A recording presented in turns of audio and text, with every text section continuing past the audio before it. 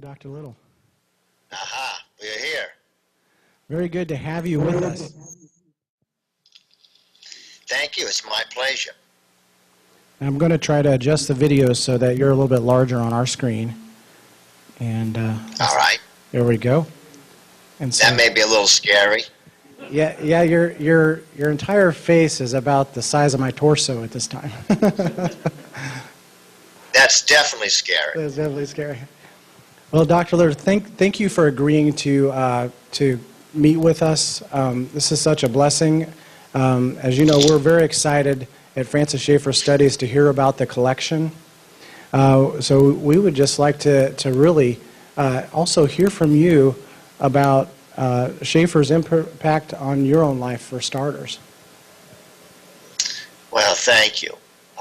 I became a Christian when I was 20 years old, and that would have been in 1965. And I became a Christian within the context of a really pretty emotional, yet legalistic type of religious environment. And I had, as a young man in high school, studied a little philosophy. I think I was always a kind of a person who asked questions. So when I became a Christian, I was told that you didn't ask questions, that you just believed. In fact, if you did ask questions about Christianity, maybe you weren't even a Christian. And so for a number of years, 15, I guess, somewhere in that neighborhood, that's precisely how I tried to live out my Christianity. And yet, still, I had all those questions. And in the 1979, somewhere in that neighborhood, I was in a college, and I received an assignment that required reading one of Schaeffer's books, The God Who Was There. And at that time, I was overwhelmed by the notion that one did not have to commit intellectual suicide to be a Christian. Now, I'm not an intellectual, but it gave me the freedom to ask questions and to not think that in some way that was a commentary against my belief, that in fact to ask a question was probably good for my beliefs, to audit my beliefs. So I think that was one of the most profound influences of Schaeffer on my life. It was fundamental and foundational to just about everything that followed in my life. Now, as I began to read more of his books, realized that we had a responsibility to engage culture in a Christian fashion, to think Christianly about culture, as well as to defend faith. And that's been sort of an ongoing work with me since that time. Very good. Thank you for sharing that. I think that there's a lot of us that can definitely identify with some of those trends in Christianity, even more recently, that in some ways there aren't as many Christian thinkers at times, and there's a need to engage the mind as well as the heart. Yes, that's right. I remember that recently, a couple of months ago. I'm not sure if any of you would be aware of a lady by the name of Jane Stuart Smith. But Jane Stuart Smith was a up-and-coming, internationally known opera singer who went to L'Abri when she was in her 20s and struggling with a number of things. She came to L'Abri under the advice of one of her friends. She was living in Milan at the time, and she served as Dr. Schaeffer's international secretary and served at L'Abri for a number of years. Well, in a recent interview I did with her, she asked me the very same question about the impact of Schaeffer on my life. And I remember her saying, when I told her that I was told when I had questions that you shouldn't ask questions, you should just believe. And she just blurted out right in my mid-sentence, and she said, "That's disastrous. That's disastrous." And she was precisely right. It's pretty disastrous just to claim, don't ask questions, just believe. Jane Stewart Smith has a biography, and it was written by her roommate, Betty Mae Carlson, who just passed away last year. So there's two important works. You could read both of their biographies if you look those up. They're very wonderful reads. Betty Mae Carlson did a very good job, but it shows you how many diverse people had come into into contact with L'Abri. Now, I wanted to ask you That's right. also, Dr. Little. I was working on this video for you, and over time, as I watched it over and over again, I began to see that there was something that fell from your cheek, and the people here may not have noticed that, and so I'm looking at it, and the more I looked, it looked like a tear, and so I wanted to know, what were you feeling during the receiving of the papers of Francis Schaeffer? Well, to say that I was overwhelmed would be an understatement, because he had such a profound influence in my life. And I'm not sure if you know, but in the video, you notice that Deborah, the youngest of Schaeffer's daughters, married to Udo Middleman, that they had carried Dr. Schaeffer's Bible from Switzerland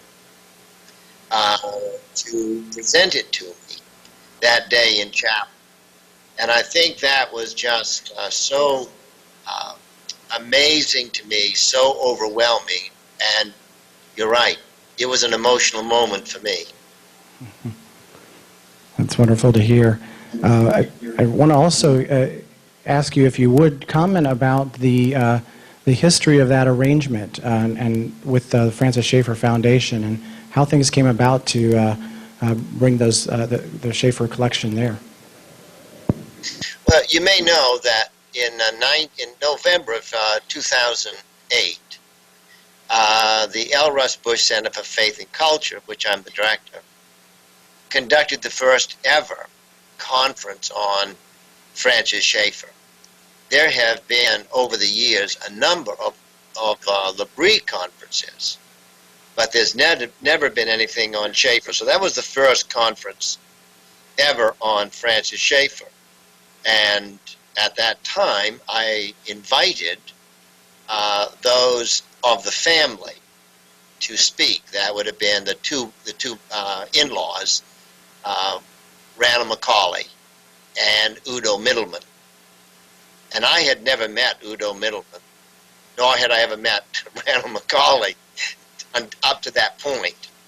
But it was during that time that, particularly as I spent time with Udo, we sensed a very oneness of spirit.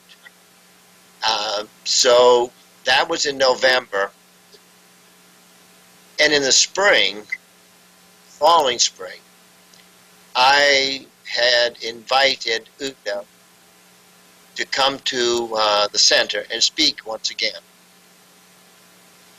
And in a conversation by phone, he asked me if it would be all right if Deborah came, because they wanted to talk to me about the Schaeffer papers. Now, I'm probably just a country bumpkin, but I had absolutely no idea what they were talking about. I had no idea that there were any such things as Schaeffer's papers. I had assumed, this is 25 years after his death, I assumed somebody had them somewhere. As a matter of fact, I didn't even think about it. So they came, Udo spoke, and that Saturday we sat in my office, and I remember after some chit-chat, I said, well, what is it that you want to talk to me about Schaeffer's papers? just didn't have a clue. So, color me clueless. And he said, well, we have decided that we want to give the papers, all of Schaeffer's personal correspondence, to you, to the center. And I'm not sure if I fell out of my chair or not, but I was just, I was overwhelmed. It did not even compute with me. And so we talked. It took us about a year to work out the contractual agreement between ourselves and the Francis Schaeffer Foundation. There were some details to be worked out. I had to go to my administration and ask, are we up to taking this project on? What would we agree to do?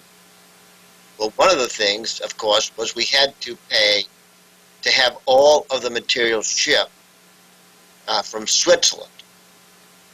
Not only would it have to be shipped, but it had to be insured. And then we agreed to, first of all, had to inventory everything. And once everything was inventoried, we would digitize everything. So that was a relatively expensive proposition. And I'm very grateful to the administration, to the president here, Dr. Aiken, who without hesitation said, Bruce, we'll do it. We'll pay for this. So a year ago, September, all of that material arrived. The first task was to go through all of it and inventory it and have it put into an Excel program. That has been done. I think we have somewhere around 50,000 pieces. When somebody asks me, how much material do you have? I say it was a ton of material.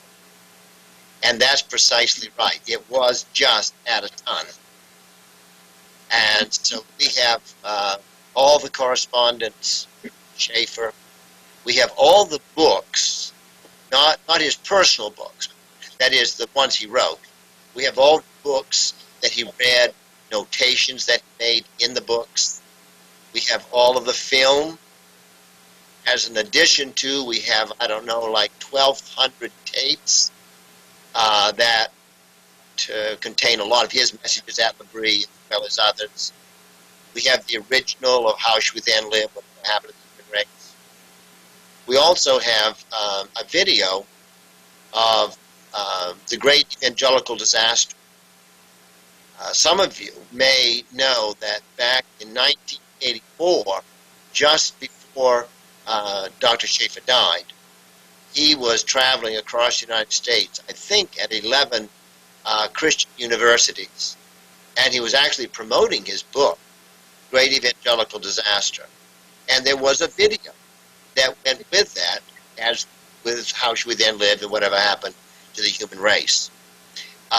That video, as far as I know, was never seen after that time.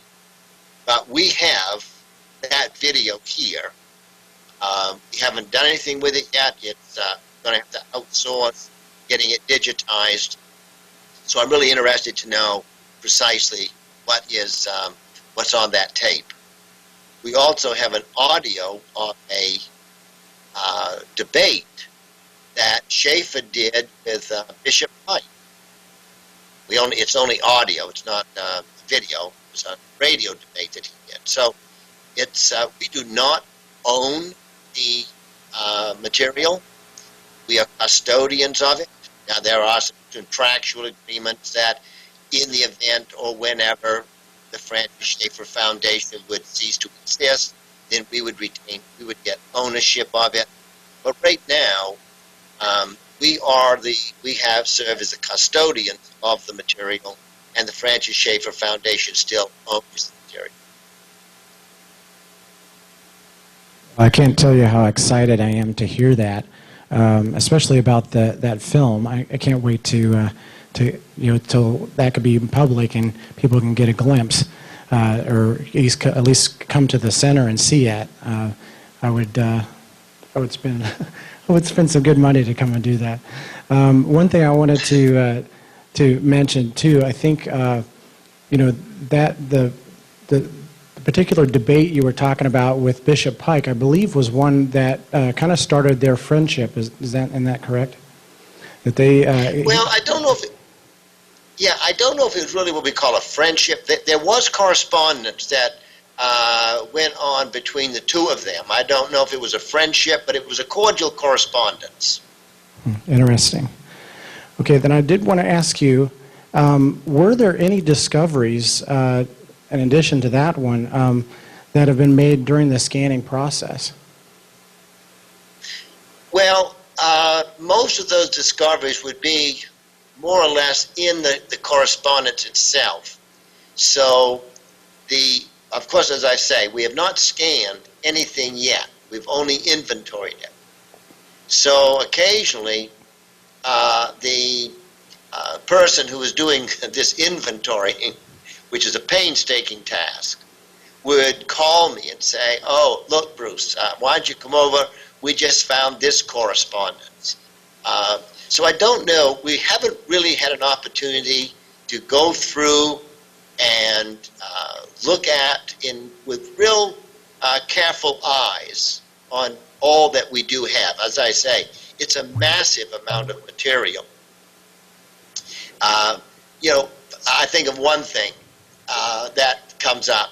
If you have read the book by Colin Derrier on The Authentic Life, Francis Schaeffer, he says about the meeting that Schaeffer had with Karl Barth.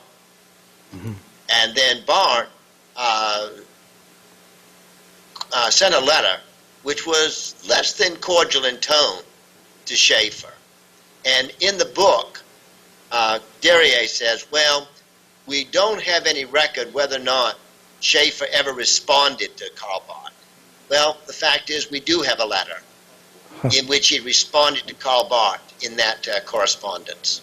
So it's that sort of thing that you just come into, but we'll only know those when we really get time to go in there and spend some time looking through all the material. Yeah, could you elaborate at all on that response? Or is one of the people here in the audience was very interested in hearing if you know anything more about what he might have said? Well, he tells Barth that he is a little surprised by Barth's tone of his letter, but Schaeffer continues to argue, not to argue, but to set forth this notion that he really believes that Barth is wrong, but after that conversation thinks he has a better understanding of Karl Barth, and then begs for another audience with him. Now, to the best of my knowledge, that was never reciprocated. There was no additional meetings, as far as I can tell. And he had, correct me if I'm wrong, I think he had received a letter, or Barth had received a letter from Buswell at the same time, if I remember right. And then there was some discussion on whether that maybe he read Buswell's first and got angry and then took it out on Schaeffer. Is that? Well, I don't know if there was a letter by Buswell. Buswell was with Schaeffer in that first meeting. Buswell was there. Also, Stam was there. So I'm not sure there might have been a letter, but there was there was a document that they brought with him, and it is true. But this letter, I think others have read. Karl Barth is not very happy with Buswell. He just thinks he's probably not a part of the future conversations. This is all rather interesting, and I think it's a surprise to a lot of people that this is going on, that you actually have these papers, because I think a lot of people are in the same boat maybe that you were in. We thought, well, okay, Labrie has the stuff, Wheaton has its collection, the PCA archives have their portion of the collection, and that's all there is.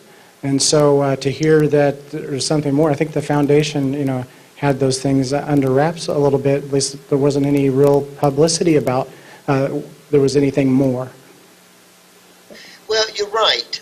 Understand that Edith, who is still alive, by the way, and she lives with Udo and Deborah. I think she must be like 98, close to that. And so Edith started the Francis Schaeffer Foundation and then gave all of this material to the Schaeffer Foundation. Now, for a number of years, what happened was they simply didn't have the finances to to get all this recorded, digitize it, because it is a pretty expensive project. So it was just staying there in in an attic or something in Lebris, in Switzerland, for want of finances. There was a time when somebody, an individual, digitized a certain portion of the collection, and that individual, as I understand it, was from Hawaii, and they took the disc back with them to Hawaii and were thinking they would finish the project later, and there was a hurricane or something, and those discs were all lost. Oh my. So it was all the efforts for nothing. So at that moment, the Schaeffer Foundation simply didn't have the money to go forward and take care of the collection. I have one last question for you, and I think this is of interest to all of us. And maybe it's too early to ask this question, but what future works might come out of the archiving of the material in the future, and maybe what possibility out of that research might contribute to other works or other related studies and discussions amongst all the people that are involved with the study of Schaeffer? Well, you're right. It may be a little premature, but I can give you a hint of some of the things. For one thing, we're now having PhD students coming to the school because they want to study Schaeffer. And because we have the materials, of course, that gives them a very rich treasury to look into.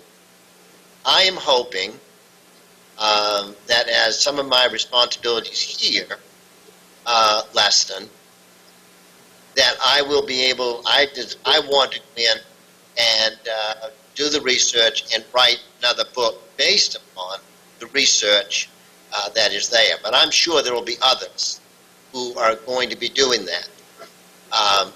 Understand that the contract between us and the Schaeffer Foundation stipulate that we cannot publish in total anything that we have. That's a stipulation.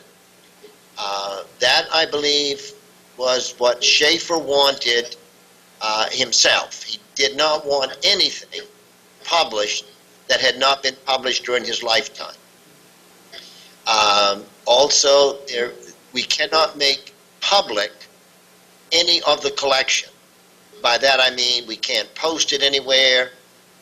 If people want to study, to examine the material, they must come to either here or there's a couple of other locations where it will be located in digital form.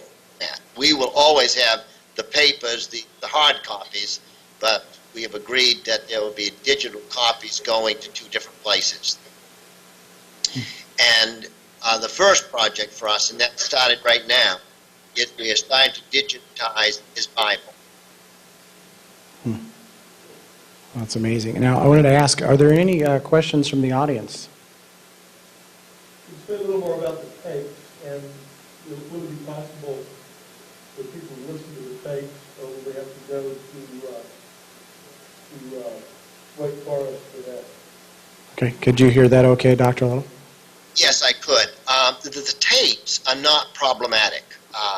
In fact, those tapes, the tapes that were recorded by Word, I think called Word recording or something, and somebody had the whole set and they simply gave it to us, which was not a part of the Schaeffer collection that we received.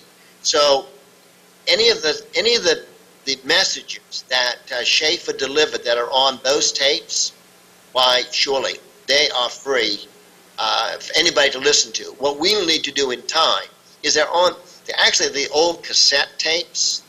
So one of our other projects is to digitize all of those as well. Okay, any other questions? What is the thinking behind not publishing? What is the thinking behind not publishing all that material? As I say, that was, as I understand it, and I've talked to several people, not just the family, Schaeffer simply did not want anything published after his death that had not been published before his death. Okay, can you hear me? But you don't have video, that's okay. So I don't understand. That was a sticking point, I will tell you, in the negotiation, because not everybody on the board felt that was a good idea.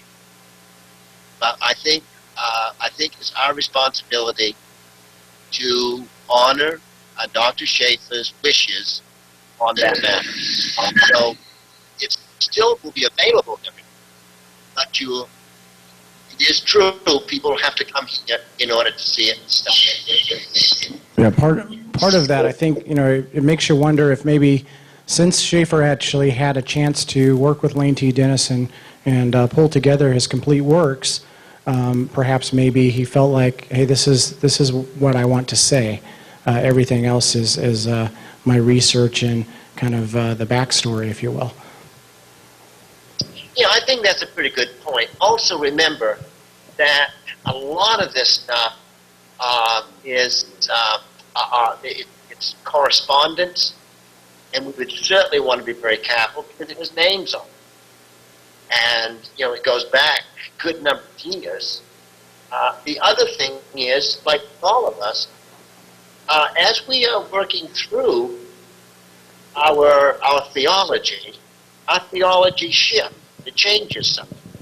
And you're right. I think when Schaeffer published in 1983 the 5-volume set in which he revised some of the work there, I think that's exactly right. That's what Schaeffer wanted people to know.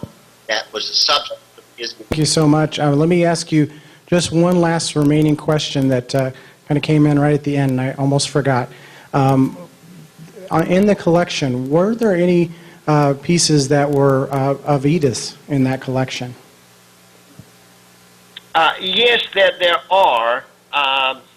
Again, I have not gone through all of it yet, so I can't tell you how much there is. There is some correspondence that we have with Edith, but I honestly can't tell you how much of it there is. Little for being with us. It's been a wonderful experience, and we're glad that the technology, for the most part, worked there. And right at the end, little hiccup, but that's okay.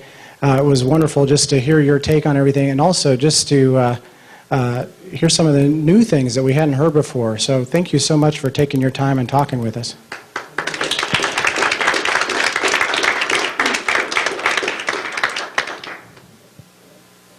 Well, thank you. I will tell you, it's always a pleasure to talk about Schaeffer. Do I have a minute just to say one thing?